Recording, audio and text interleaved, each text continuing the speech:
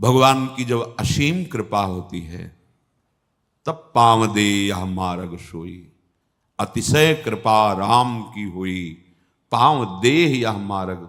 इस मार्ग में कदम वही रख सकता है जिसके ऊपर अतिशय कृपा हुई है।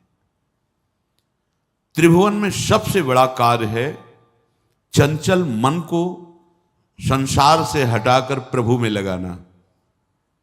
आप फावड़ा चला सकते हैं, बाहरी दिन भर मेहनत कर सकते हैं, आपको कोई परेशानी नहीं होगी, यह भी हो सकता है।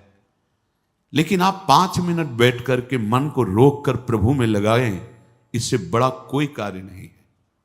और वो कार्य इस मार्ग का पथिक आजीवन करता है, जिसे आप समझते हैं कि कामचोर हैं, एक कर्तव्य से विमुख पुरुष जन बाबा जी बन जाते हैं, ऐसा नहीं।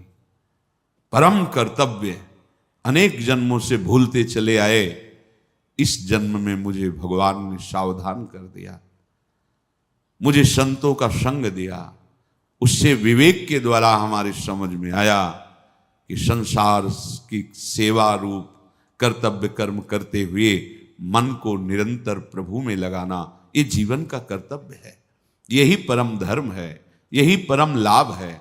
तो देखो, आप चाहे जितने बहादुर हो, चाहे जितने बलवान हो, रोक के दिखाओ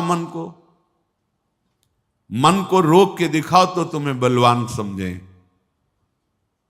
जहां चाहता रौन देता है तुम्हें, चाहे जितना तुम शरीर से बलवान हो, तुम्हें घुटने टेकवा देगा। काम क्रोध लोभ मोह मद मत्सर, और साधक इनसे जीतता है, वही साधु। काम क्रोध मद मान न मोहा, लोभ न क्षोभ राग नहीं द्रोहा, जिनके कपट दंभ नहीं माया, तिनके हृदय बसहु रघुराया। काम क्रोध आदि पर विजय प्राप्त करने वाला महाबली भगवत भक्त होता है, ये काम चोर नहीं होते हैं। हाँ, ये काम विजयी होते हैं, जिनको लगता है कि बहुत सरल काम भजन है। देखो करके तो देखो। एक बार आद्य गुरु भगवान शंकराचार्य जी परम पावन भागीरथी के तट पर विहरण कर रहे थे, स्वाभाविक ऐसे ही देखा 2 मछुआरे बंसी लगाए हुए मछली पकड़ने के लिए एकदम एकाग्र बैठे हुए हैं। उनकी एकाग्रता, उनकी तन्मयता देख करके, प्रयास देख करके कहा, भाई ये आप जो चेष्टा करते हैं, कितनी मछलियां पकड़ लेते हैं, कितने रुपए मिलते हैं रोज तुम्हें? क्या अरे महाराज, पूरे दिन लगे रहते हैं, तब कहीं कुछ भोजन अपने परिवार का और अपना चला पाते हैं, जो मिलती है मछली उनको बेच लेते हैं। तो भाई तुमको इसमें पक्का भी नहीं है कि मिल जाए? बोले हाँ, ये भी बात है। तो चलो, आद्य गुरु भगवान शंकराचार्य जी ने विशेष चारों दिशाओं में मठ की रचना की, जिससे धर्म की रक्षा होती रहे। मठ में चलो, नारायण नारायण नाम का कीर्तन करो, जितनी तुम्हारी दिन में मछली मारने से रुपया आती है वो हम देंगे, और भोजन तुम्हें भी देंगे, तुम्हारे परिवार के लिए भी दे देंगे। बस अगर जितनी देर मछली मारते हो उतनी देर नारायण नारायण कहोगे, तो जितना तुम रुपया कमाते हो रुपया देंगे, भोजन तुम्हें भी देंगे, तुम्हारे परिवार वालों के लिए भी दे देंगे। चलो लेवा चले, मठ में बैठा ला, बैठो, यहां करो, नाम कीर्तन करो, नारायण नारायण नारायण। बस हृदय में जलन हुई वहां बैठते ही, एकदम व्याकुलता, क्योंकि परम पावन पवित्र स्थान में बैठते ही पाप रूपी मल का नाश होना प्रारंभ हो जाता है। दर्शन, संभाषण, भगवान नाम कीर्तन, ये निर्मल करने के बहुत ही सुदृढ़ उपाय हैं। वो खड़े हो गए, बोले महाराज न तुम्हारा भोजन चाहिए न रुपया चाहिए, हमारा मन अशांत हो गया यहाँ ने, हम वही अपना मछली पकड़ेंगे, वही करेंगे। क्या समझते हो, ये भगवत मार्ग कायर पुरुषों का मार्ग है? नहीं, ये ऐसे शूरवीरों का मार्ग है जो बाहर त्रिभुवन विजेता रहे हैं वो भी जहां हार गए हैं वहां उपासक जीत जाता है। हरि का बल लेकर वो जीत जाता है। त्रिभुवनपति चाहे रहा हो, अपने तप के प्रभाव से, पुण्य के प्रभाव से, पर भोगों ने उसकी जो दुर्दशा की है वो जब शास्त्रों में पढ़े तब देखने में आता है कि त्रिभुवनपति देवराज इंद्र है और किस दशा को प्राप्त है। और उन्हीं भोगों को भगवान का आश्रय रखने वाला एक अकिंचन भक्त परास्त कर देता है। ये कायरों का मार्ग नहीं है, ये कर्तव्य विमुखों का मार्ग नहीं है, ये परम धर्म, परम कर्तव्य और परम बलवान। परम बलवान कौन? महाबली कौन? जो भगवत बल से बलवान है, जो भगवान के बल को स्वीकार कर चुका है, वो अब कुछ भी कर सकता है, हर विषय को रौंद सकता है। भगवत बल बिना शारीरिक बल, बुद्धि बल, तप बल आदि के द्वारा इन कामादि विकारों को कोई नष्ट नहीं कर सकता। एकमात्र भगवत चरणारविंद का बल। अपने आप को जो भगवान के चरणों में समर्पित करना चाहता है उसको ये मांग हो जाती, कोई एक ऐसा मिले जो हमारे पे शासन कर सके, हमारे दुष्ट मन को शासन में कर। कोई एक ऐसा मिले जो हाथ पकड़ ले और कह दे तुम निर्भय हो जाओ, हम देख लेंगे। अर्थात सच्चे सदगुरु की खोज, सच्चे महापुरुष का आश्रय, उसका हृदय। घबराहट पैदा हुई, चिंता पैदा हुई, हृदय में जलन पैदा हुई, ये पापों के परिणाम का नहीं है, ये कृपा का है, क्योंकि यही उसको ऊपर उठा रही है। अब उसके हृदय में एक पीड़ा हुई। कोई ऐसा हमें सतमार्ग का महापुरुष मिले जिसके चरणों में सर रख के मैं निश्चिंत हो जाऊं, वो मेरे जीवन की बागडोर पकड़ ले और मैं निश्चिंत भाव से भगवान के चरणों में निर्भय होकर के चलूं। वो सबल का आश्रय लेने के लिए अंदर से व्याकुल हो जाता है। सबल भगवान है, दूसरा कोई नहीं है। भगवान ही भक्तों के रूप में, संतों के रूप में, गुरुदेव के रूप में आकर हाथ पकड़ लेते हैं।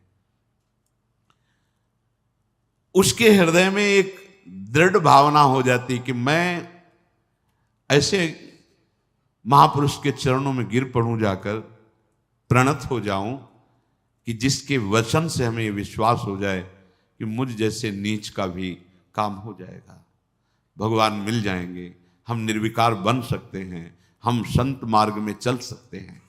सच्ची बहुत बल होता है, संतों के वचन में बहुत बल होता है। प्रारंभ में जब ऐसे महापुरुष मिलते कि शाबाश, कोई बात नहीं, बिल्कुल डरना नहीं, बड़े तुम्हारे भाग्य हैं, भगवान हर समय तुम्हारे साथ हैं, तुम अपने कदम बढ़ाते जाना, कभी लड़खड़ाना नहीं। एक ऐसे जैसे कोई बहुत बड़ी शक्ति आ गई हो हृदय में, नवीन वैराग्य, नवीन उत्साह। संत समागम से प्रतिदिन देखा है एक नवीन वैराग्य, एक नवीन उत्साह भगवत प्राप्ति का। और जब कुसंग हो जाता है तो नवीन विकार ऐसे लगते, नए नए भोगों की लालसाएं और पतन। वो उपासक ऐसे जाग के पड़ रहता है मानो पंगु हो गया हो। ये विकार युक्त स्वभाव वाला कैसे भगवान को प्राप्त करता है? ये जब ऐसे महापुरुष का संग मिलता है तो मानो पड़ गया उनके चरणों में कि अब चाहे तुम चरणों से प्रहार करो और मुझे तिरस्कृत करके भगाओ, अब हमारी ठौर नहीं है, अब कोई और नहीं है हमारा। ये वृत्ति भी जैसे वो घबराहट भय आई, जैसे हृदय में किसी समर्थ की मांग हुई कि आए और मुझे पकड़ ले या मुझे बुलाए और मेरा हाथ पकड़ कर कहे तुम निश्चिंत हो जाओ, ऐसे ही ये वृत्ति उपासक के हृदय में आई कि अब आप चाहे मारो या तारो, अब मेरे लिए कोई ठौर नहीं और कोई और नहीं। ये ध्यान रखना, जब तक कोई ठौर है, कोई और है, तब तक निर्विकारता नहीं आती है, तब तक निश्चिंतता नहीं आती है। एक अद्भुत आनंद। आप एक बार हृदय को तो समर्पित करके देखो गोरे चरणारविंद में, एक बार तो हृदय में लाओ, अब कोई ठौर नहीं, श्री राधा जुग चरण निवास, अब कोई और नहीं, मेरी महारानी श्री राधा रानी, यही सदगुरु हैं, यही हैं गुरु। श्री जी गुरु। हरि हरिवंश भेद नहीं होई, प्रभु ईश्वर जाने सब कोई, दोई कहे ना अनन्यता, दो कहने से अनन्यता नहीं बनती। जो प्रभु की कृपा से ऐसा संग मिल गया, अब उसके हृदय में प्रतिपल एक उमंग आने लगती है, मैं कैसा अधम नीच, मुझको कितना उत्तम सौभाग्य मिला। अरे मैं वृंदावन वास कर रहा हूं, मैं सत्संग सुन रहा हूं, भगवान नाम जप कर रहा हूं, साधु समागम, अहो हमारे ऊपर अपार कृपा। वो प्रतिपल ऐसे विचारों में खोने लगता है। भगवत कृपा पात्र का हृदय कैसा होता है, ये प्रारंभ से देखिए, बुरे आचरणों में था, बुरा स्वभाव था, ऐसे ऐसे, अब उसके हृदय में एक नई उमंग आने लगती है, कितनी हम पर कृपा है। जहां ये बात उसके हृदय में आई तो भगवत कृपा अपना काम करने लगी। मत चित्ता सर्वदुर्गाणि मत प्रसादात तरिष्यति। अब जितने उसके दुराचार स्वभाव में बैठे थे, एक एक का नाश कर रही भगवत कृपा। भगवत कृपा, यहां उसकी कोई साधना की बात नहीं हो रही, भगवत कृपा कर, विश्वास करो इस बात पे। वास्तविक पूज्यपाद शिवड़िया बाबा जी के वचन जो पढ़े तो उन्होंने कहा कि बहुत साधन बल का प्रयोग करके देखा पर निर्विकारता सिद्ध नहीं हुई, तब गुरुदेव के चरणों का हृदय से आश्रय हुआ, तो जो साधन बल में श्रम करके भी हम नहीं कर पाए वो गुरु कृपा से हो गया। इसलिए गुरु कृपा ही केवलम, गुरु कृपा का एक अपार बल होता है। पर ध्यान रखिए, श्री जी ही गुरु जी हैं, गुरु जी ही श्री जी हैं, कोई व्यक्ति गुरु नहीं होता, गुरु कभी व्यक्ति नहीं होता, ये हृदय में धारण कर लीजिए। क्योंकि जब तक भाव तुम्हारा नहीं बनेगा, अगर तुम सामने व्यक्ति मानोगे तो व्यक्ति का ही प्रभाव होगा, गुरु का प्रभाव नहीं होगा। अगर गुरु साक्षात परब्रह्म तो फिर व्यक्तित्व तो नहीं दिखेगा, केवल परब्रह्म दिखे, और परब्रह्म का सानिध्य पाने वाला परब्रह्म स्वरूप ही हो जाता है। ब्रह्मविद ब्रह्मवि भवति। बड़ी बड़ी कठिनाइयां जहां बड़े बड़े घुटने टेक देते हैं, गिर जाते हैं, वहां वो कृपा पात्र हंसते हंसते पार हो जाता है, उसको कोई प्रयास नहीं करना पड़ता, ये पक्का पक्का। कई बार जीवन में ऐसा दिखाई दिया है बाद में कि अरे वो तो फिसलन थी, अगर प्रभु वहां से ऐसे ना बचाते तो फिसल गया था। बाद में अनुभव हुआ कि अरे हम जिस मार्ग में जा रहे थे वहां तो काई थी, फिसलन थी, अरे भगवान कैसे कृपालु, कैसे मोड़ लिया। वो इतने कृपालु के उस समय अनुभव भी में क्लेश नहीं आने देते, वो बाद में अनुभव कराते कि वो क्लेश का मार्ग था जिधर तुम्हारे कदम मोड़ रहे थे। उपासक निहाल हो जाता है। प्रभु क्षण मात्र का विलंब नहीं करते, माया जब आक्रमण करती है तो क्षण मात्र का विलंब नहीं करते। भगवान समस्त संकल्पों की सिद्धावस्था है। साधक के हृदय में गलत संकल्प बना कि उनकी कृपा शक्ति आकर के घेर लेती है, कहीं उसका अमंगल नहीं होने देती। ये बिल्कुल अक्षरशः सत्य समझो, जो इस मार्ग में चल रहे हैं वो खुद अनुभव करें हृदय में। दुर्वासना के से प्रेरित होकर मन संकल्प कर बैठा, नहीं सावधान रह पाया, पर कृपा शक्ति तत्काल कवच की तरह घेर लिया।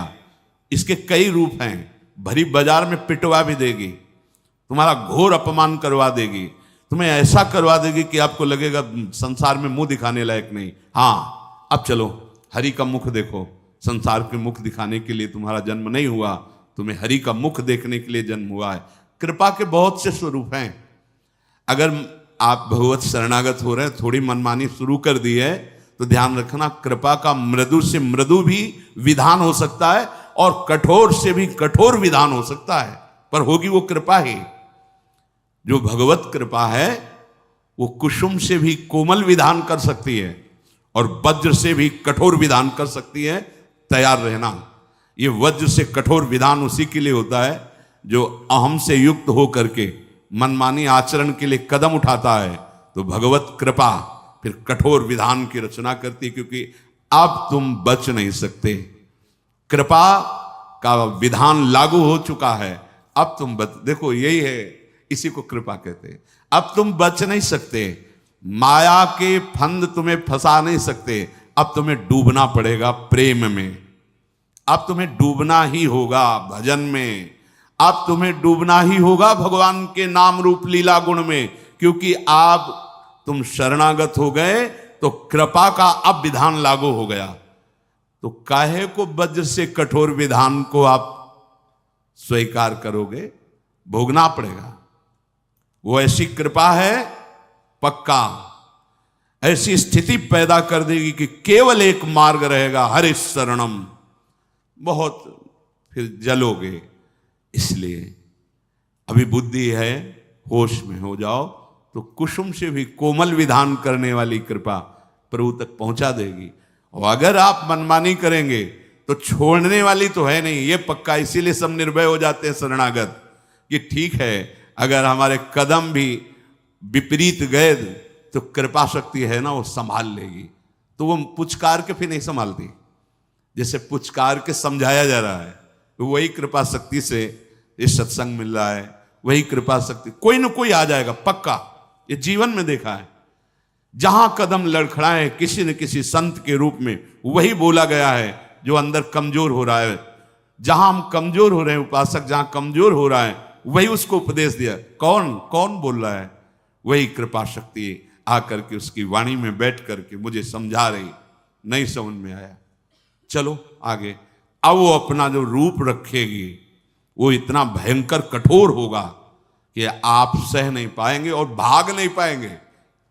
कहीं भी भाग के जाओ, भगवान के श्री चरण कमल, कर कमल इतने लंबे हैं, मतलब कोई जगह ही नहीं जहां इनके चरण न पहुंचे और जहां इनके हाथ न पहुंच जाए।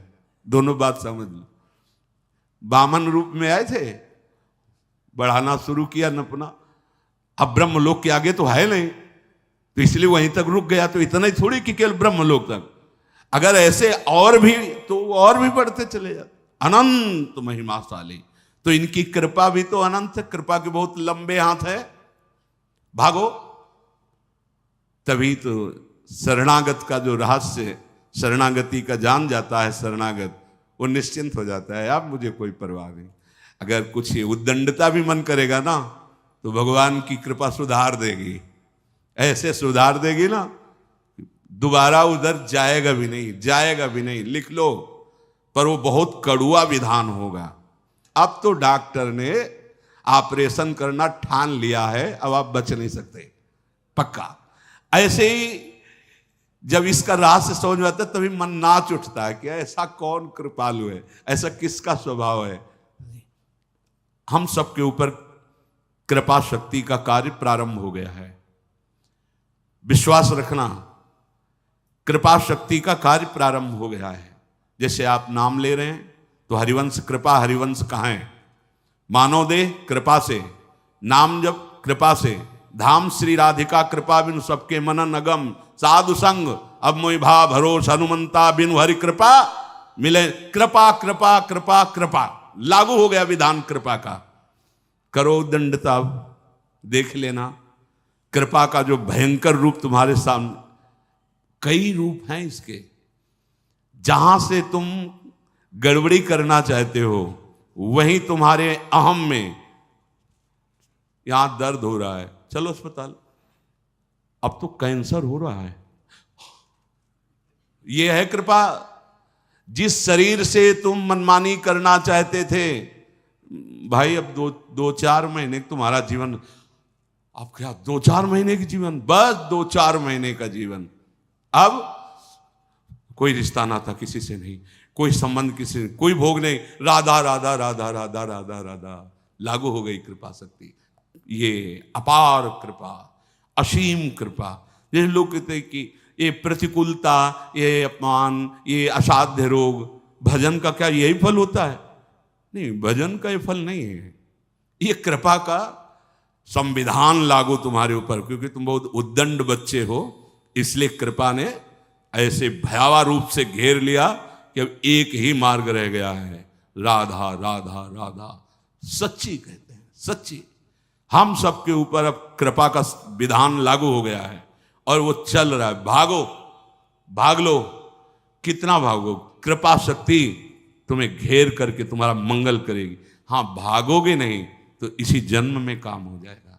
क्योंकि अरे भगवत प्राप्ति कोई गैर की थोड़ी होनी है, कोई ऐसी थोड़ी कि खेती की तरह उपज होनी है। हम प्रभु के थे, प्रभु के हैं, प्रभु के रहेंगे, भूल गए हैं। तो रोज जैसे सांप काट ले तो जहर झाड़ा जाता है ना, तो उतर जाता है, लहरें आती हैं, 4-4 लोग उसको पकड़ते हैं, हमने देखा है। ऐसे ही ये सत्संग रोज झाड़ा लग रहा है तुम्हारे ऊपर। छू छू, मोह का, काम का, लोभ का, मद का, अहम, नाना प्रकार के जो विषयों की लहरें उठ रही ना, जहर माया का काल सर्प ने पकड़ रखा है। जैसे हरिवंश प्रपंच वंश सब काल ब्याल, ब्याल माने सर्प, काल रूपी भयानक सर्प ने पकड़ लिया और लहरें उठ रही, काम, क्रोध, लोभ, मोह, मद, मत्सर, ये लहरें हैं उसकी विषवत। और संत जन जो नाम कीर्तन, भगवत गुण, सत्संग, ये झाड़ा लग रहा है, रोज झाड़ा लग रहा है। अब हमारा ये विष उतर जाएगा, इसमें कोई संशय, बिल्कुल कोई संशय नहीं। ये अध्यात्म खिलवाड़ नहीं भाई, ये अध्यात्म बाहरी चमत्कार नहीं है, बाहरी सुविधाओं का भोग अध्यात्म नहीं है। बाहरी सुविधाएं पुण्य के भाव से मिलती हैं। तुम्हारा पुण्य शुभ जोरदार है तो बाहरी सुविधाएं घेर लेंगी आके, पाप जोरदार हो गया तो बाहरी सुविधाओं को हरण कर लेगा। पुण्य पाप का बल भजन के ऊपर नहीं पड़ता, इसीलिए इस जन्म में भगवत प्राप्ति निश्चित है अगर आप चाहो तो।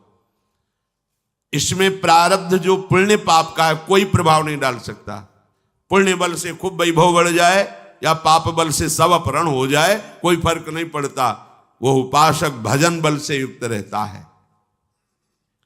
अब जो भजन नहीं करते हैं तो भगवान दूसरी बात कह रहे हैं। पहले तो कहा मैं सब में व्याप्त हूं, संपूर्ण प्राणियों में भगवान है, सब रूपों में भगवान है। अब जो भगवान कह रहे हैं ये थोड़ी समझ की बात है। या कह रहे हैं मत स्थान सर्वभूतानि न चाहम तेषु अवस्थिता, मैं उनमें नहीं हूं और वो मेरे में नहीं। अभी क्या कह रहे, मया तत्मिदं सर्वम जगद अव्यक्त मूर्तिना, मैं ही संपूर्ण प्राणियों में स्थित हूं, चाहे वो परा प्रकृति हो चाहे अपरा प्रकृति हो, जीव हो या माया हो, मैं ही मैं हूं। समझ में आ गई? क्योंकि बहुत बार सुना है। अब एक भगवान बात कह रहे, आश्चर्य में ही कह रहे हैं, न चाहम तेषु अवस्थिता। पहली बात का मया तद्विदम सर्वम जगद अव्यक्त मूर्तिना, मैं सब में विराजमान हूं। पहली बात के विरुद्ध भगवान यहां बोल रहे, मैं उनमें स्थित नहीं हूं, मैं सब में स्थित हूं, सब में। अब इसमें कह रहे भगवान न चाहम तेषु अवस्थिता, मैं उनमें स्थित नहीं हूं। किन में? जो मेरा आश्रय लेकर भजन नहीं कर रहे हैं। जब सिद्धांत में बोलेंगे तो बोलेंगे क्रूर पापी दुष्टात्मा में भी भगवान विराजमान है, और भगवान यहां स्वयं कह रहे हैं मैं उनमें नहीं हूं। इसका भाव समझे, बड़ा सूक्ष्म भाव है। जैसे उदाहरण में समझेंगे आप, भगवान ने कहा कि आत्मा का जन्म मरण नहीं होता है, न कोई जन्मता है न कोई मरता है, जो आत्म स्वरूप है। पर अर्जुन, यदि तुम मानते हो जन्म मृत्यु को, आत्मा का नहीं होता, न जायते मृत्युः कदाचित्, लेकिन यदि तुम मानते हो तो जातस्य ही ध्रुव मृत्यु, जिसका जन्म हुआ निश्चित मरेगा। दो बात के ना, पहली बात में ना किसी का जन्म है ना किसी की मृत्यु है। किसकी? जो आत्मस्वरूप में स्थित है उसको यह अनुभव होगा, लेकिन जो शरीर में स्थित है, जो जातस्य ही ध्रुव मृत्यु, वो जन्मा मरेगा निश्चित। अब यहां बात समझो, पहले शब्द में भगवान बता दिया कि मैं सब में हूं। अब फिर कह सकते कि जब भगवान हम में है तो हमारे कल्याण में अब कमी क्या हो सकती? भगवान ही आकर विराजमान है, भगवान कर मैं उसमें नहीं हूं। किस बात में समझना होगा। यदि मैं उसमें स्थित होता तो जो परिवर्तन उसका होता वो मेरा भी होता। मैं तो अविनाशी हूं और वो स्थित है विनाशी शरीर भाव में, तो मैं उसमें नहीं हूं, उसके भाव में मैं नहीं हूं, इसलिए मैं नहीं हूं। सूक्ष्म भाव समझना, क्योंकि अगर मैं हूं उसके भाव में तो मेरा भाव आएगा। मैं अविनाशी हूं तो वो अविनाशी होगा, मैं चिदानंद हूं तो चिदानंद होगा। ये सब मेरे लक्षण उसमें नहीं है। क्यों? क्योंकि वो विनाशी शरीर भाव में, इसलिए मैं नहीं हूं। होते हुए भी मैं नहीं हूं। आत्मा का जन्म मरण ना होते हुए भी जन्म मरण होता है। ये गूढ़ विषय पवित्र बुद्धि में समझ में आएगा। उसका परिवर्तन होता है तो मेरा परिवर्तन होता है, उसका नाश होता है तो मेरा नाश होता है, उसका अभाव होता है तो मेरा अभाव होता है, लेकिन मेरा ना कभी अभाव होता है, ना परिवर्तन होता है, ना नाश होता है। क्यों? क्योंकि मैं उसमें हूं ही नहीं। किसमें? जो मेरा आश्रय लेकर के भजन करते हैं उनको ये अनुभव आएगा कि मैं उनमें हूं, वो मेरे में है। और जो मेरा आश्रय नहीं लेते, भजन नहीं करते, तो वो किसका आश्रय लिए? परिवर्तन विनाशशील शरीर संसार का। इसलिए मैं उनके भाव में नहीं हूं। तो भाव में नहीं तो नहीं है। हमारे भाव में भगवान नहीं तो कहीं भगवान नहीं है। वो दुष्ट नीच पापी, ऐसा दर्शन होता है। हमारे भाव में भगवान है तो सर्वम खलविदम, सब जगह भगवान। बात समझना, मैं नहीं हूं उनमें। तो कहते परिवर्तनशील अगर शरीर है, पंचभूत है, तो पीछे तो भगवान ने कहा कि अपरा प्रकृति भी मैं हूं, तो पंचभूत भी तो भगवान है। तो बोले वो मानता कहां है? वो मानता का उसके भाव में नहीं है ना, इसलिए मैं नहीं हूं। समझ पाए? होते हुए भी भगवान ने मना कर दिया कि मैं नहीं हूं। बोले भगवान क्यों नहीं देख रहे, उनको क्यों नहीं बचा रहे? क्योंकि वहां नहीं है। नहीं है तो सर्वम, सब जगह भगवान। तो वो मानता कहां है? उसने पुकारा कहां? उसने भजा कहां? इसीलिए सब हो रहा है। ये बड़ा सूक्ष्म विषय है। तात्पर्य है परिवर्तनशील नाशवान अभाव में यदि तुम्हारा भाव है तो भगवान तुम में रहते हुए भी तुम में नहीं है उन्हीं की धरा में हो, पर तुम्हारे भाव में नहीं रहा तो नहीं है भगवान।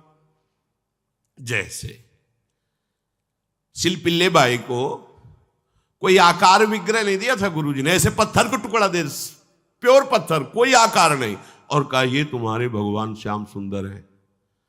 उनके भाव में आया मेरे भगवान श्याम सुंदर है, छाती से हृदय में लगाए, रात दिन उन्हीं को प्यार दुलार। अब जब ब्याह हुआ तो पति की तरफ हेर ही नहीं रही थी।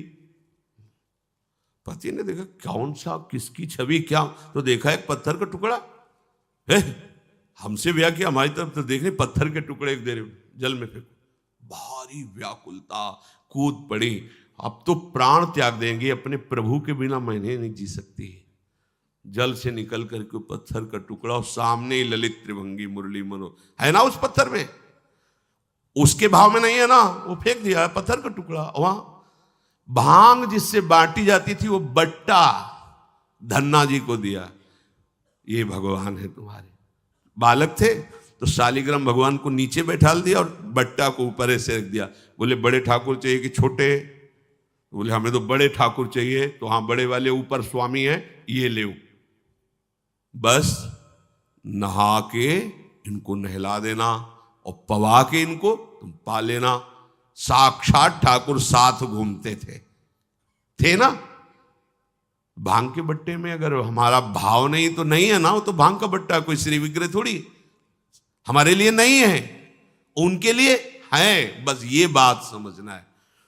न च मत स्थानि भूतानि, संपूर्ण प्राणी जो वो मेरे में नहीं। पहले मैं बताया कि मैं सब में हूं, उसकी बात के विरुद्ध में बोले कि मैं उनमें नहीं हूं।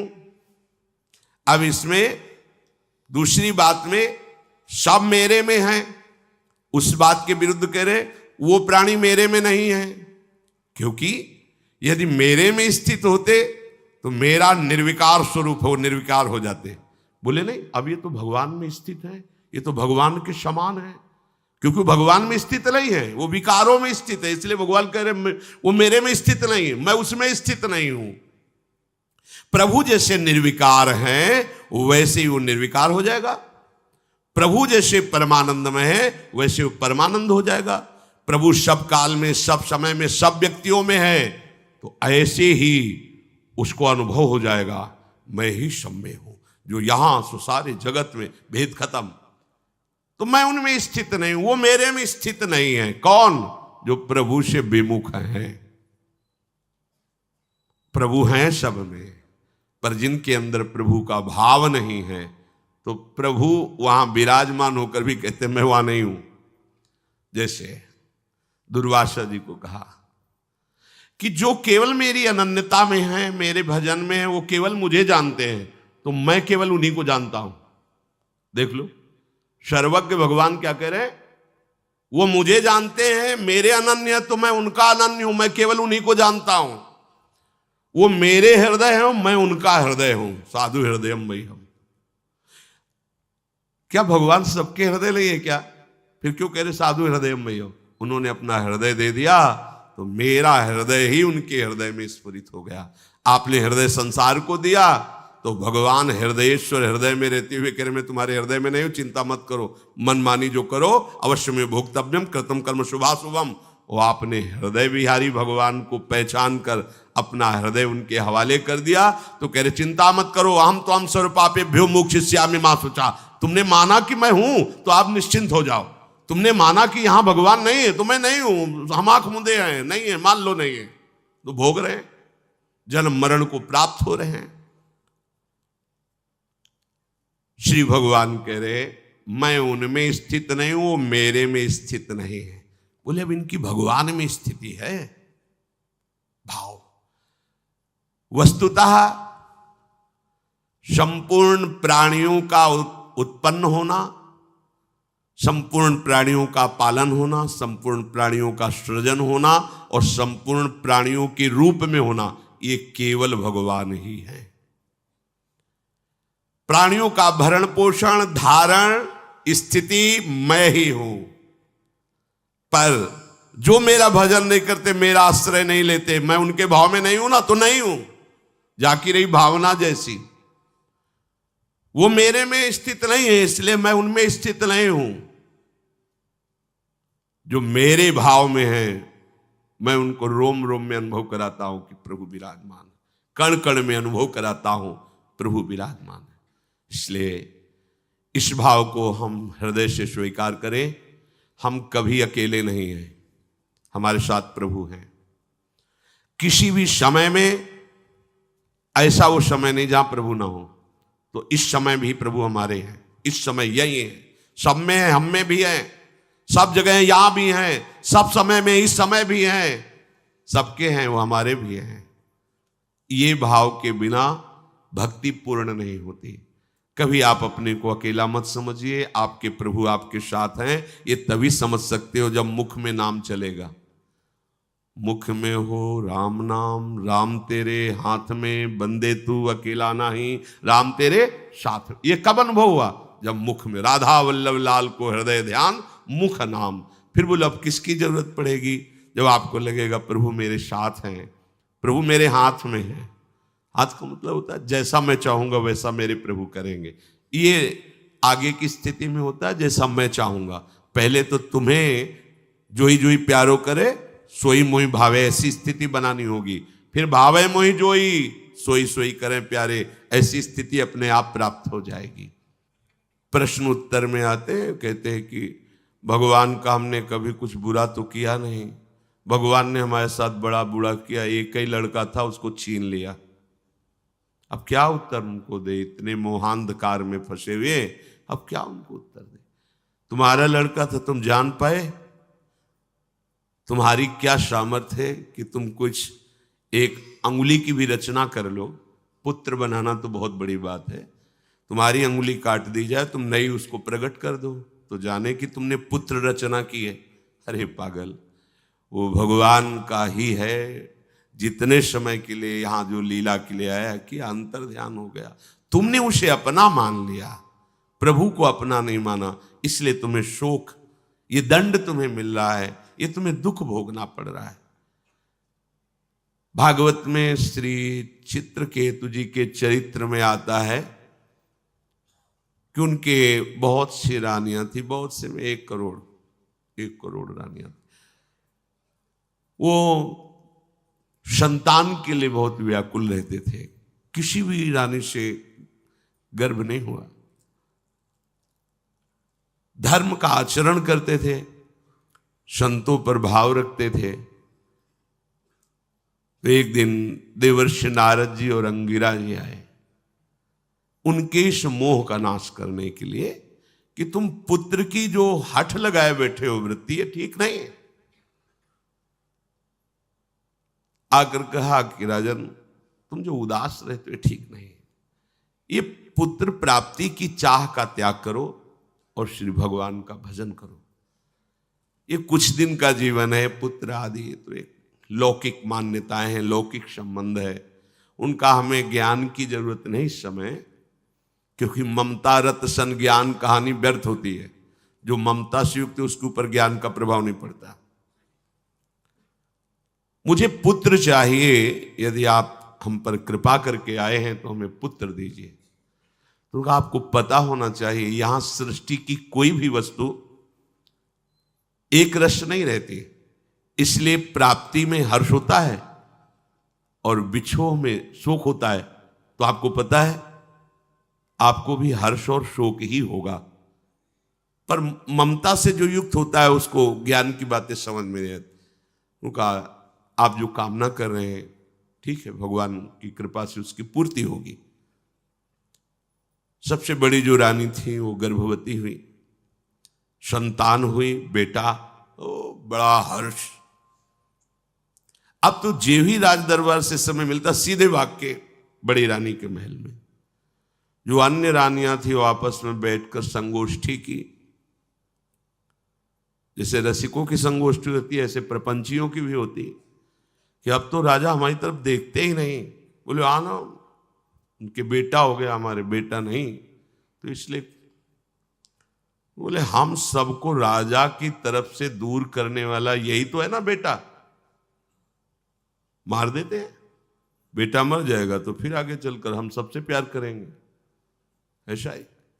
तो जो धायमा सेवा में थी तो रानियां ही थी, शासन और प्रलोभन दोनों वृत्तियों का प्रयोग करके उससे कहा बालक को जहर दे दो। दूध में जहर दे दिया गया। कुछ समय के बाद बड़ी रानी अपने बच्चे को लाड़ दुलार करने के लिए गई तो देखा श्याम वर्ण जहर का प्रभाव। अब हाहाकार, राजा व्याकुल होकर चित्रकेतु जी आए, कैसा विलाप कर रहे हैं। जब किसी धर्मात्मा को क्लेश होता है तो महात्मा वहां जरूर पहुंच जाते हैं या उनको महात्माओं का सहयोग दे दिया जाता है, ये भगवान की तरफ से होता है। फिर अंगिराजी और देवर्षि नारद पधारे, कहा राजन तुमसे कहा था यहां की प्रत्येक वस्तु जो प्राप्त होती है उसमें हर्ष होता है, और चूंकि नाशवान इसलिए जब नष्ट होगी तो शोक होता है। आप हमारी बात को समझ नहीं पाए थे, अब समझ लीजिए। उनका मुझे उपदेश नहीं, मुझे हमारे पुत्र से बात करनी है, बात करनी है, अभी बुला देता हूं। वो सामर्थ्यशाली महात्मा आकर्षण किया, जीवात्मा उपस्थित, बोले देखो ये तुम्हारे पिता तुम्हारे लिए कितने दुखी हो रहे हैं, आओ अपने शरीर पे आ जाओ। अरे उनका महाराज आप क्यों ऐसी मजाक की बात करते हैं, हमारा बाप है, कई बार मेरा बेटा बना, मेरी पत्नी बना, इसको पता है, ये मेरा अरे कुछ समय के लिए अपने कर्म बंधन से जकड़ कर इसके पास आया था, मैं इसका पुत्र नहीं हूं। ऐसे कठोर वचनों से बोले कि राजा को होश हो गया। अरे मैं जिसके लिए इतना रो रहा हूं, हाय हाय कर रहा हूं, कैसे बोल रहा है। अंतर्ध्यान जीवात्मा। बस उसी समय उनको वैराग्य हुआ और भगवान शंकरषण की आराधना करके भगवत साक्षात्कार किया।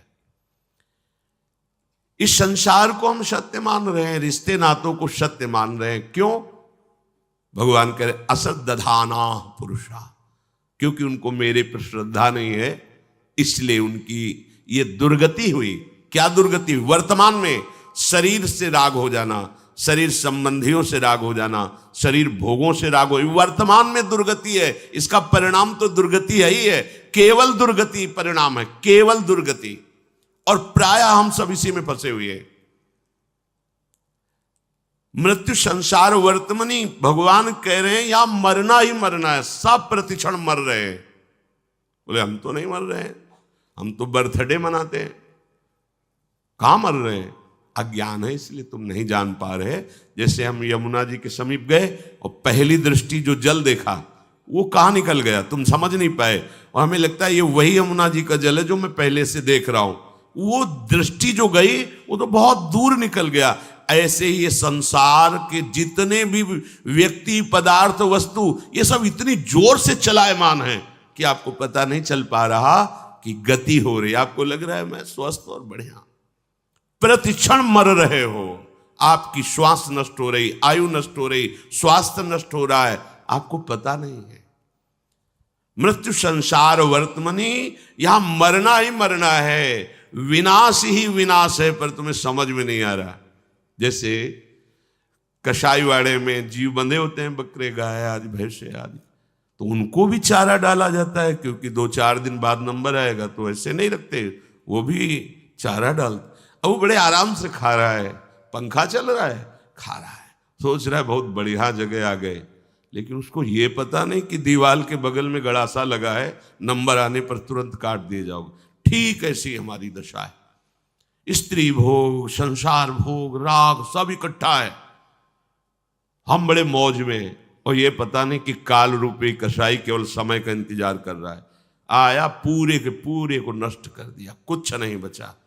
सब हमारा कमाया धमाया, सोचा विचारा, सब भावात्मक कल्पनात्मक, सब विध्वंस। बचा तो अविनाशी भगवान का भजन, वो किया नहीं तो हुआ क्या? बोले विनाश ही विनाश, कुछ हाथ नहीं लगा। यह मनुष्य शरीर केवल भजन और भगवत प्राप्ति के लिए मिला है।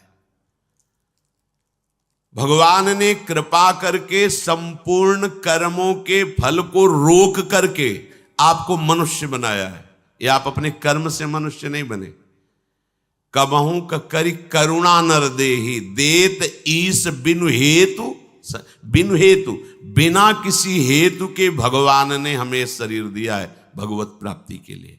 संस्कृति मांझ बरियाई के पायो, सेवक जी महाराज इसी को, संस्कृति के चक्र को, कर्मों को रोक कर भगवान ने बीच से निकाल कर मुझे मनुष्य बना दिया कि चल अपना कल्याण कर ले। सतत मेरा भजन करके, मेरे आश्रय में, मेरे चिंतन में तू मेरे को प्राप्त हो जाएगा।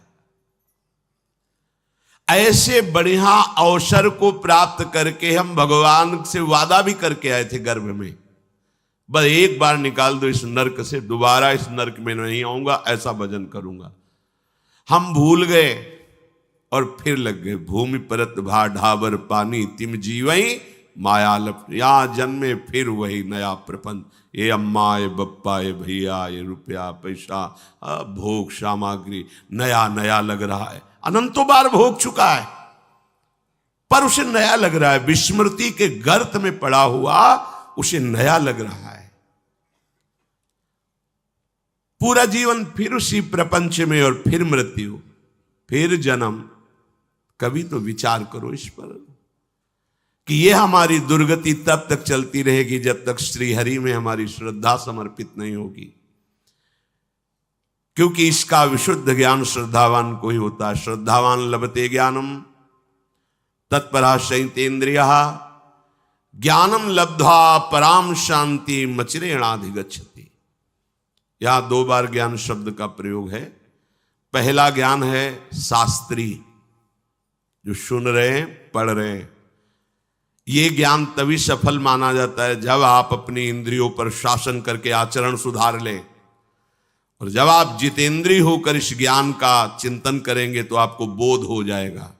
जो ज्ञान बोध संपन्न हुआ वो परम शांति को प्राप्त हो जाता है, पर यह ज्ञान श्रद्धावान को प्राप्त होता है, क्योंकि शास्त्र और संत ही इस संसार के भ्रमात्मक चक्र से, दलदल से मुझे बचा सकते हैं, और वहीं अश्रद्धा करा करके माया संपूर्ण अपने वश में कर लेती है। जो शास्त्रों के शासन में नहीं है, जो सदगुरु के शासन में नहीं है, जो भगवान से भय नहीं मानता है, वो निश्चित दुर्गति को प्राप्त होता है। भगवान से भय इसलिए कि हम कोई पापाचरण न करें, हर समय मेरा प्रभु मुझे देख रहा है, मुझे उनके विरुद्ध आचरण नहीं करना। प्रतिकूलस्य वर्जनम श्री कृष्ण अनुकूल लेन।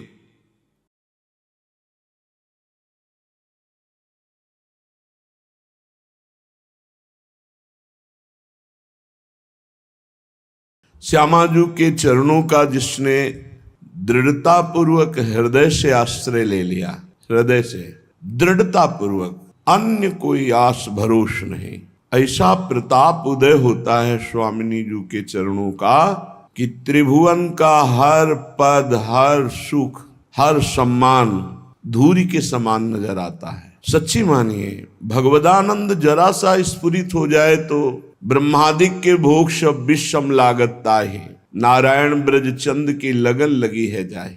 बुरी सखी जी कह रही हैं, जिसने चरणों का आश्रय लिया उसके अंदर एक लोभ जागृत हो जाता है, कब हम श्री जी को देखें।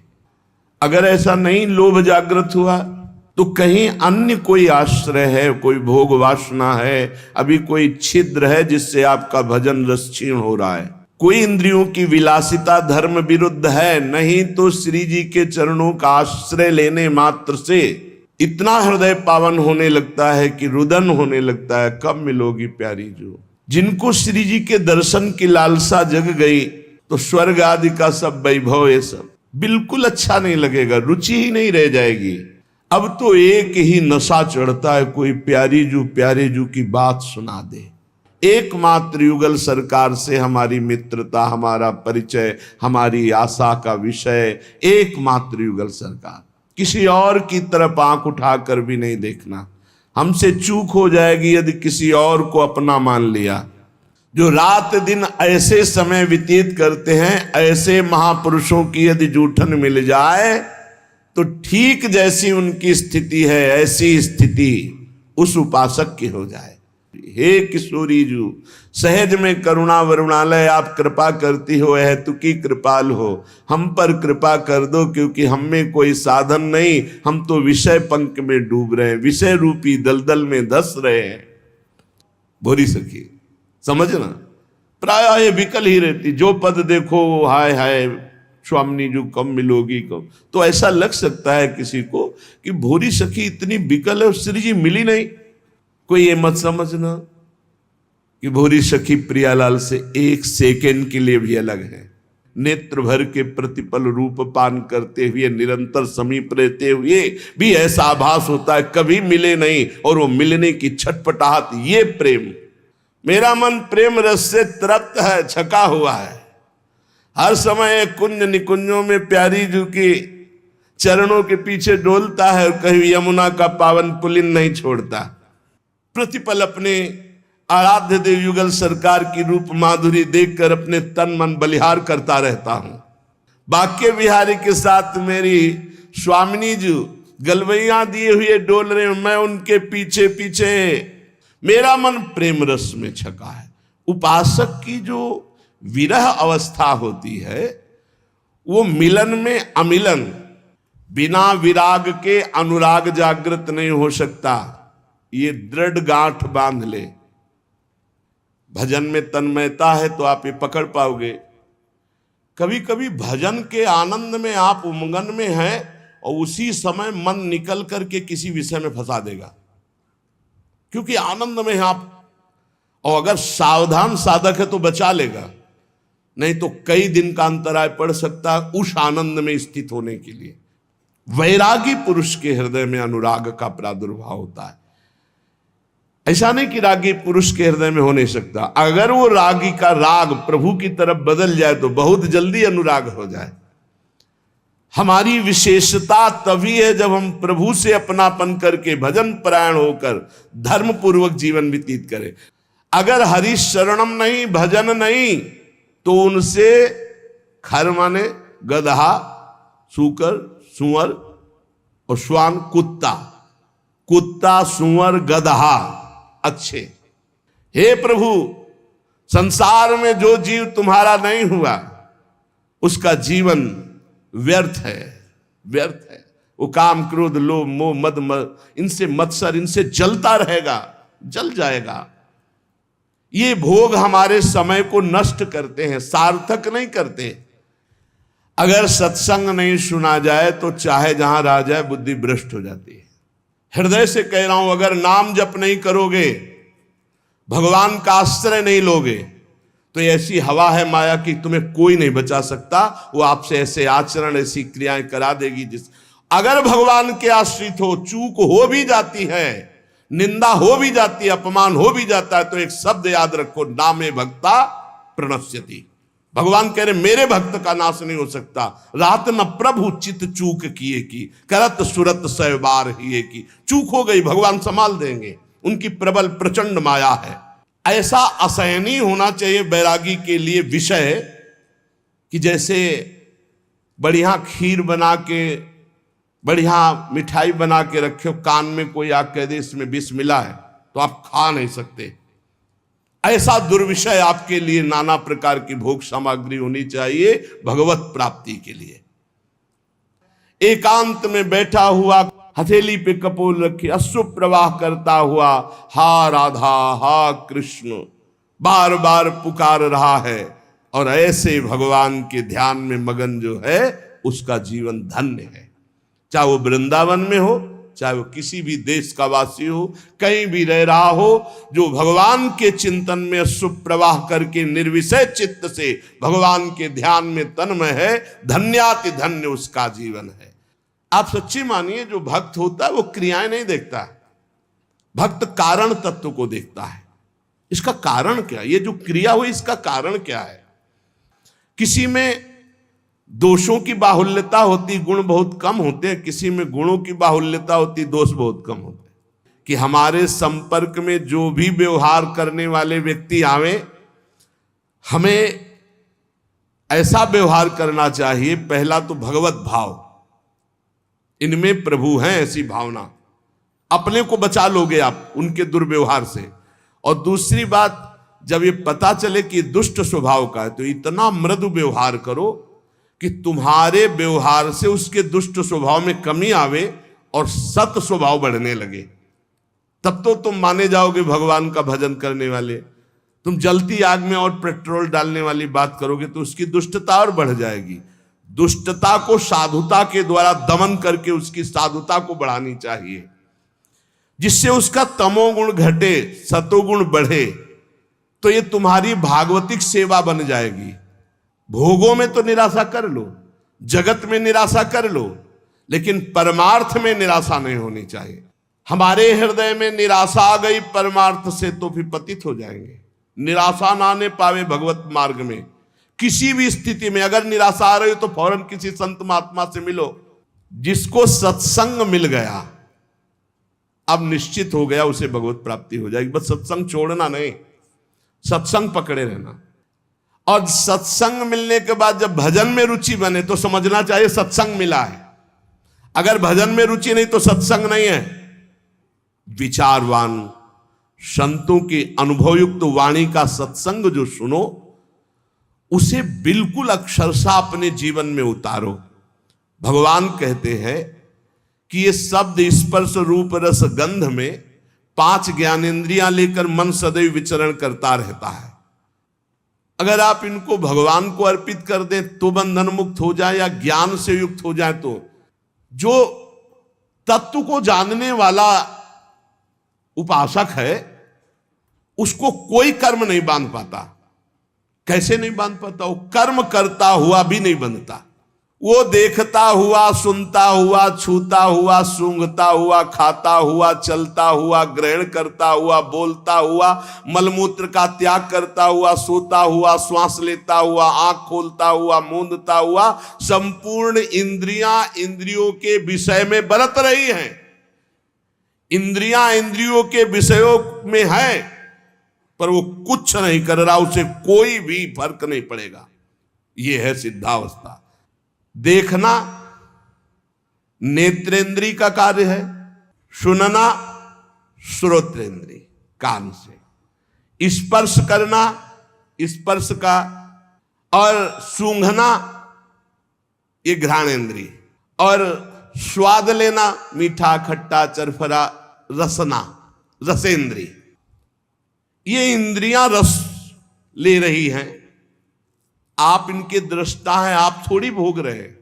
स्वाद आप नहीं ले रहे, रसेंद्री ले रही। पर जब आप स्वाद ले रहे होते हैं रसेंद्री में तन्मय होकर, तब आपको ये ज्ञान नहीं होता, और ज्ञानी को ज्ञान रहता है। अब चलना, ग्रहण करना, बोलना और मलमूत्र का त्याग करना, ये कर्मेंद्रियों से होता है। कर्मेंद्रिय और ज्ञानेंद्रियों को हम जानने वाले, हम कर्मेंद्रिय और ज्ञानेंद्रिय नहीं है। लेकिन जब शौच लगती है तो आप तदात्म होते हैं कि मुझे मल त्याग करना है, और ज्ञानी को शौच लगती है तो वो भी शौचालय जाता है, पर उसको पता है कि मुझे नहीं, ये कर्मेंद्रिय का विषय है, ये वेग आया है, सुविधा है, और जो इस भाव से भी ऊपर उठ गया उसे अवधूत स्थिति कहते हैं। तो जो नींद है अंतःकरण का विषय है, ये अपना विषय नहीं है। श्वास लेना ये प्राणों का विषय, अपना विषय नहीं। आंख खोलना, मूंदना ये प्राणों के अंतर्गत ही आती, प्राण शक्ति से आंख खुलती है, आंख मूंदती है। ज्ञानेंद्रियां, कर्मेंद्रियां, अंतःकरण, प्राण, उप प्राण, ये मैं नहीं हूं। मैं भगवान का अंश, निर्मल, आप्त काम, पूर्ण काम, चेतन, सहज सच्चिदानंद हो। इन्हीं में तन्मयता करके हमारी दुर्गति हो गई है। संपूर्ण क्रियाएं प्रकृति से प्रकृति में हो रही हैं। शरीर प्रकृति का, इंद्रिया प्रकृति का, मन प्रकृति का, बुद्धि प्रकृति का, प्राण प्रकृति के, प्रकृति का प्रकृति में। आप इसमें तन्मयता करके कर्ता भोक्ता भावन के दुर्गति को प्राप्त हो रहे हैं। स्वयं के द्वारा कोई भी क्रिया न कभी हुई है, ना होगी, और ना भी है। अकर्ता आप है, तो फिर आपको दंड कैसे मिला? तन्मयता के कारण। आपने इन कर्मों के कर्ता भाव को स्वीकार किया और तन्मय हो गए। यही कर्ता भाव हमको हटाना, चाहे भक्ति से हटा ले, चाहे ज्ञान से हटावे। उपासक ये देख लेता है कि मैं करता नहीं है, वो मुक्त होने लगता है। इतने जादू का तमाशा है, समझ लो। जब तक आप स्वयं कर्ता और भोक्ता बनेंगे, तब तक आपका बंधन कटना मुश्किल है। ये ज्ञान का विषय था, इसे भक्ति के विषय में ले लो। हमारे द्वारा जो भी क्रियाएं हो रही हैं, हम उनके दो विभाग देखते हैं, एक अच्छी क्रियाएं और एक बुरी क्रियाएं। बिल्कुल सरल भाषा में आपको बता रहे हैं। जो अच्छी क्रियाएं हैं वो शास्त्र सम्मत है, जो बुरी क्रियाएं हैं वो शास्त्र विरुद्ध है। बुरी क्रियाओं को अशुभ कर्म कहते हैं, अच्छी क्रियाओं को शुभ कर्म कहते हैं।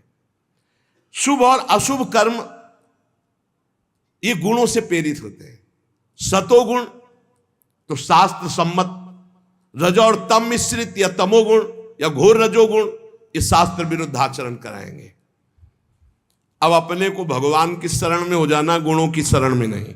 भक्ति का मार्ग, पूरा शरीर, इंद्री, प्राण, उप प्राण सब, हे नाथ मैं आपकी शरण में। ये तो समझ में आ रहा है ना? ज्ञान वाला समझ में ना आ रहा हो तो ये तो समझ में आ रहा है कि पूरा ढांचे सहित जो इसमें स्थूल हो, सूक्ष्म हो, कारण हो, प्राण हो, उप प्राण हो, इंद्रियां हो, कर्म, जो भी महाराज, पूरा सिस्टम आपकी शरण में। समझ में आ गया? ठीक। अब हमको देखना है कि हमारे द्वारा जो अच्छा काम हो रहा है वो भगवान की प्रेरणा से हो रहा है। जीवन मुक्त होना है तो बात इस बिल्कुल सरलता से समझा रहे हैं। और जो बुरा काम हो रहा है वो हमारी वासना से हो रहा है, उसका हम प्रायश्चित करेंगे, भगवान से क्षमा मांगेंगे। साधक कभी किंचन मात्र, चाहे भक्ति मार्ग का हो चाहे ज्ञान मार्ग का हो, अपने को कर्ता ना माने, नहीं तो भोगना पड़ेगा। मैंने ये किया, जितना अंश रखेगा कर्ता भाव का उतना बंधा रहेगा। भक्ति मार्ग का साधक कैसे बोलता है, श्री जी की इच्छा से आज परिक्रमा हो गई, श्री जी की इच्छा से आज ऐसा, आज श्री जी की इच्छा थी कि दर्शन करने जाए तो बिहारी जी के दर्शन कर आए। श्री जी की इच्छा, अपनी इच्छा को, अपने कर्ता भाव को प्रभु के चरणों में मिला देता है। शरीर, इंद्रियां, मन, बुद्धि, प्राण ये तुम्हारे रचे हुए है क्या? भगवान के रचे हुए। तो हुए किसके? भगवान के हुए ना, ये भगवान के हैं। तुम्हारे प्राण भगवान के, तुम्हारी मन, बुद्धि, चित्त, अहंकार ये भगवान की, तुम्हारी ज्ञानेंद्रियां भगवान की, तुम्हारी कर्मेंद्रियां भगवान की, तुम्हारा सब कुछ श्री भगवान का है, तुम्हारा थोड़ी रचा हुआ है। अतः इनके द्वारा होने वाली क्रियाओं को भक्ति योगी अपने कैसे मान सकता है? जब शरीर, मन, प्राण सब भगवान का, तो इनकी क्रियाएं भी भगवान की, इसलिए वो जीवन मुक्त हो जाता है। भगवान ही मेरी इंद्रियों में और मन में बैठकर सारे कार्य करवा रहे हैं। भक्त ये देखता है। अब ये जो पापाचरण करने वाले हैं ना, ये बात सुनेंगे ना, तो ये बात उसमें ले जाएंगे कि भगवान ही तो हमारे मन, गीता में लिखा है मन और इंद्रियों में बैठे, तो तुम समर्पित कहां हुए?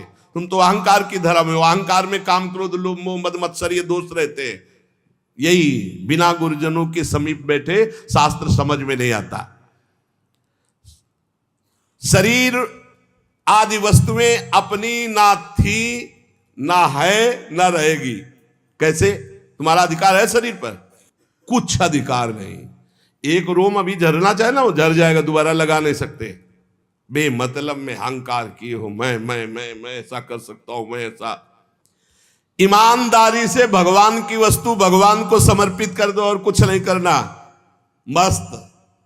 कोई भी पदार्थ बिना भोग लगाए मत खाओ, कोई भी क्रिया करो उसको भगवान को अर्पित करो, क्योंकि ये शरीर, मन, प्राण, बुद्धि, इंद्रियां सब श्री भगवान के। ऐसी भावना में रहो, अभी जीवन मुक्तता की तरफ बढ़ने लगोगे, अभी निर्विकार होने लगोगे।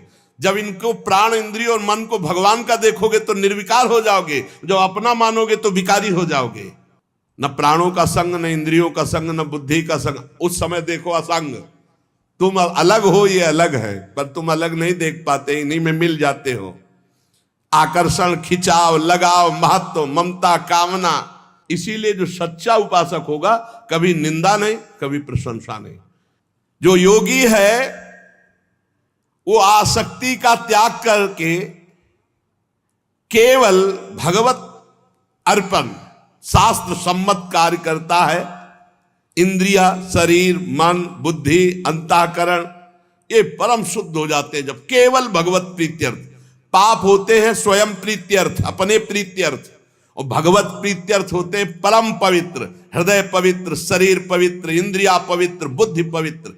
अपने लिए सुख लेने की भावना करोगे, उससे निश्चित पाप बन जाएगा। और जो शास्त्र सम्मत भगवत प्रीत्यर्थ करोगे तो शरीर पवित्र, मन पवित्र, बुद्धि पवित्र, चित्त पवित्र। उसी पवित्रता में अनुभव होता है चेतन अमल सहज सुख राशि अपने स्वरूप का। आसक्ति का त्याग करके केवल ममता रहित, इंद्रियों सहित शरीर, मन, बुद्धि, अंतःकरण ये भगवत प्रीत्यर्थ कार्य करे तो तत्काल इनकी शुद्धि होती है और वो शुद्ध हो महापुरुष विविध प्रकार के कर्म करता हुआ भी अगला जन्म उसका नहीं होता, सब कर्म भस्म हो जाते हैं। जिनको साधारण मनुष्य कहते हैं वो शरीर, इंद्री, मन, बुद्धि से कोई भी कार्य करने के पहले एक संकल्प बनाते हैं, ध्यान रखना, और उसमें कर्ता बनते, मैं करूंगा। और जब कोई भक्त करता है तो भगवान की प्रेरणा देखता शास्त्र सम्मत है कि नहीं।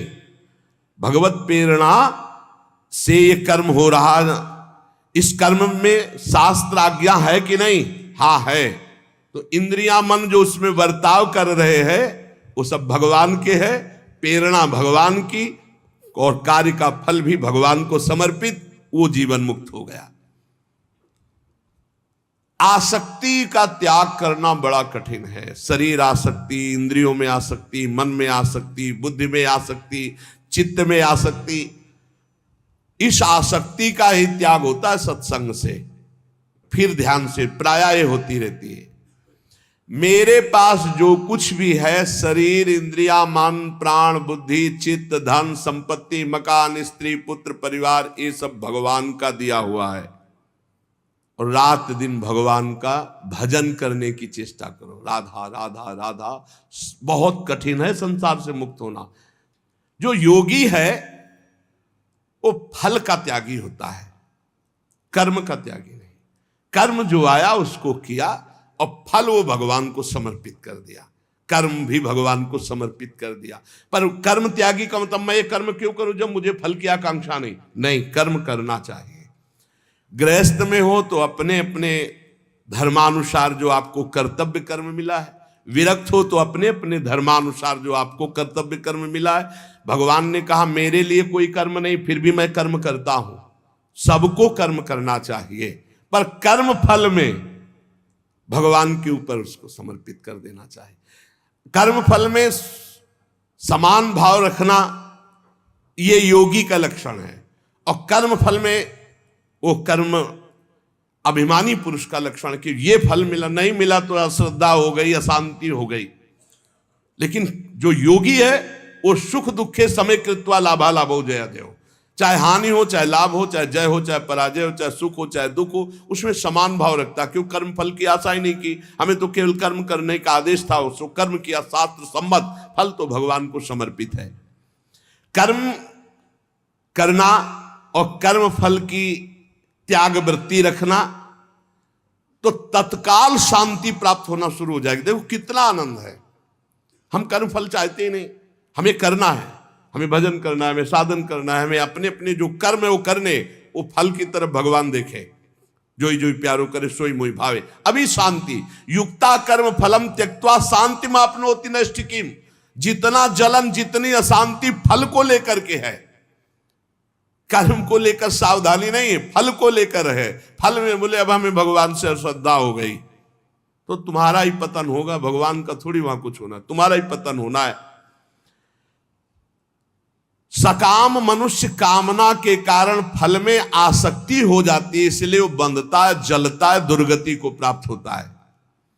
देखो संचित कर्मों के अनुसार प्रारब्ध बनता है, और प्रारब्ध के अनुसार मनुष्य का जन्म होता है।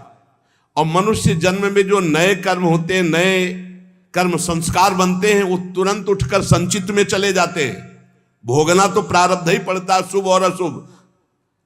कर्म फल की आसक्ति त्याग कर दो तो संचित भी भस्म हो जाएंगे, और नए कर्म संचित में जाके जमा नहीं होंगे, और प्रारब्ध भोगकर भगवत प्राप्ति हो जाएगी। प्रारब्ध भोगना पड़ेगा, ये कमर कस लो।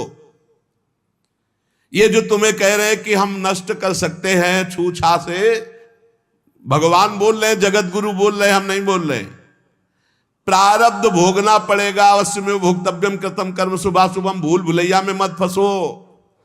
तुक्का जम जाता है कभी कभी। तुम्हारा प्रारब्ध अच्छा आ गया और तुम हमारे पास आए, तुम्हारा काम बन गया, बोले बाबा से काम बन गया। बाबा से काम नहीं बना, तुम्हारा प्रारब्ध काम बना दिया, तुम्हारा पुण्य काम कर गया। जो कर्म फल की आसक्ति का त्याग कर देता, उसके कर्म भस्म हो जाते, भुने हुए चने के समान, फिर बीज नहीं देते, फिर वो बंधन कारक नहीं होते। जैसे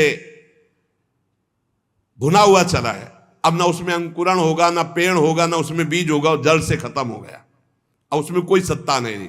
तो जो कर्म फल की आशा ना रख करके केवल भगवत प्रीत्यर्थ किया जाता, वो उसे बांध नहीं सकता, उसे जन्म मरण में नहीं पहुंचा सकता। नहीं तो चाहे शुभ कर्म हो, अच्छा कर्म हो या बुरा कर्म, उसे जन्म मरण में फंसा देगा। कर्म फल 4 प्रकार के होते हैं। एक होता दृष्ट कर्म फल, और एक होता अदृष्ट कर्म फल, और एक होता प्राप्त कर्म फल, और एक होता अप्राप्त कर्म फल। दृष्ट कर्म फल कहते हैं वर्तमान में किए जाने वाले नए कर्मों का फल जो तत्काल प्रत्यक्ष मिलता दिखाई देता है। जैसे कीर्तन किया आनंद मिल रहा है, सत्संग किया आनंद मिल रहा है, कोई भूखा है अपना भोजन पवा दिया, तत्काल आनंद मिल रहा है, कोई अपने लिए पदार्थ लेने जा रहा, देखा बीमार है, उसके पास दवाई की व्यवस्था नहीं, चलो आज हम भूखे रह जाएंगे, पैसा बीमारी में दे दिया, उसमें लगा, तो जो हृदय शीतल हुआ वो दृष्ट कर्म फल इतना महान कर्म कि तत्काल आनंद प्रदान करता है। और अदृष्ट कर्म फल वर्तमान में किए जाने वाले नए कर्मों का फल जो अभी तो संचित रूप से संग्रहित होता है, आगे जन्म में मिलेगा जाकर के। जो तीर्थयाटन है, दान है, पुण्य है, बहुत प्रकार के ऐसे कर्म है जो अभी आपको नहीं अनुभव में आ गए, वो आगे आपको प्राप्त होंगे। और प्राप्त कर्म फल जो पूर्व के कर्म फलों का प्रारब्ध बन करके आ गया है, शरीर प्राप्त कर्म फल है, प्रारब्ध जैसा वैसा शरीर, वैसे ही कुल में जन, वैसे ही धनवान, संपत्तिवान, अनुकूलता प्रतिकूलता, ये प्राप्त कर्म फल है। पूर्व में जो कर्म किए उससे जो प्रारब्ध बना है वो पहले से निश्चित हो चुका है। अप्राप्त कर्म फल प्रारब्ध कर्म के फल रूप में अब जो आगे आने वाला है, ये भविष्य में मिलने वाले सुख दुख है, जो अप्राप्त कर्म फल है। प्राप्त कर्म फल हो चुका, शरीर ऐसे कुल में जन्मा, शरीर ऐसा है, ऐसा ऐसा धन संपत्तिवान माता पिता मिले या निर्धन मिले, या जैसे अनुकूल प्रतिकूल परिस्थिति जो वर्तमान में मुझे मिली, ये प्राप्त कर्म फल। और जो अब आगे आने वाली है अप्राप्त कर्म फल, ये प्रारब्ध बड़ा भयानक है जो आगे आने वाला है। इसे भयानक को बड़ा मृदुल किया जा सकता है भजन के प्रभाव से, नष्ट तो किया जा सकता है पर भगवत प्राप्ति नहीं होगी। फिर पूरा झोंकना पड़ेगा इसी प्रारब्ध मिटाने में भजन को। प्रारब्ध भी हम भोग ले और भगवत भी प्राप्ति हो जाए, तो भजन से प्रारब्ध जो 100% आपको दुख देने वाला है वो 10% आके भुगता के 90% नष्ट हो जाएगा, 10% भोगना पड़ेगा और चला जाए। भजन का बड़ा प्रभाव होता है। 12 वर्ष का गलित कुष्ठ 24 घंटे में भुगता के चला गया। 12 वर्ष कहां और कहां 24 घंटे। भजन से अप्राप्त कर्म फल को, जो आने वाला प्रारब्ध है, उसे रोका जा सकता है, उसे कम किया जा सकता है, उसे मिटाया भी जा सकता है। पर जो भगवत प्राप्ति करना चाहते हो मिटाने में नहीं फंसते, वो उसे भोग लेते हैं और भगवान की प्राप्ति करते हैं। ये 4 प्रकार के कर्म फलों में दृष्ट और अदृष्ट ये क्रियमाण है, और जो प्राप्त और अप्राप्त कर्म फल हैं प्रारब्ध के अधीन है।